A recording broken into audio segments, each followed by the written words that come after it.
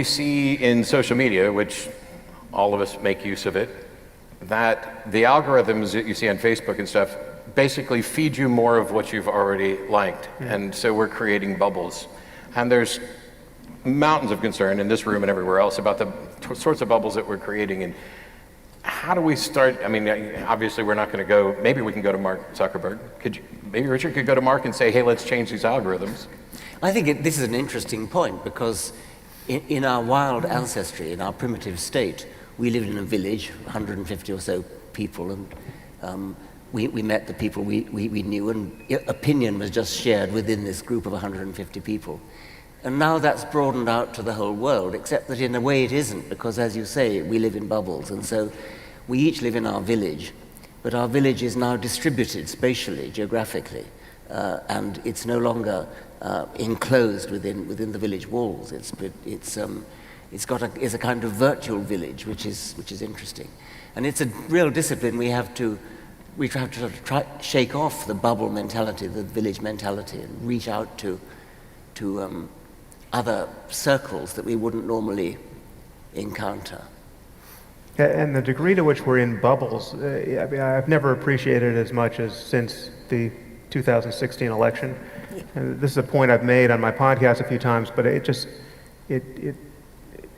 find it continually astounding, so I'll make it again.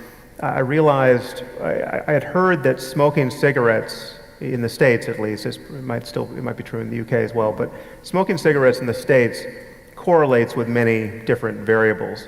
And also the communities of people who smoke and don't smoke tend to be quite separable. And I realized that, with a shock, that Hitch was the last person I knew on Earth who smoked. Which is a measure of just incredible isolation socially. And I've done very little to remedy it, I must say. But it's, who knows what else. I mean, in fact, we know a little bit about what else segregates with that isolation. And my complete bewilderment that we have President Trump is a symptom of that isolation, I think.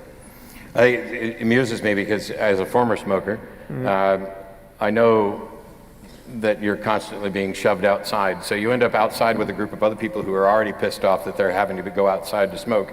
So now they're in this angry headspace, and then they begin to share and connect. So maybe smoking doesn't just kill, but smoking creates insular communities that are sharing their anger and vitriol outside the door. Yeah, they're all weighing along the platform, along the pavement outside all the shops and all the places, there's a sort of long ribbon of the smoking community, this haze of blue smoke. Just to be clear, we're not blaming all the world's problems on smokers or Trump on smokers.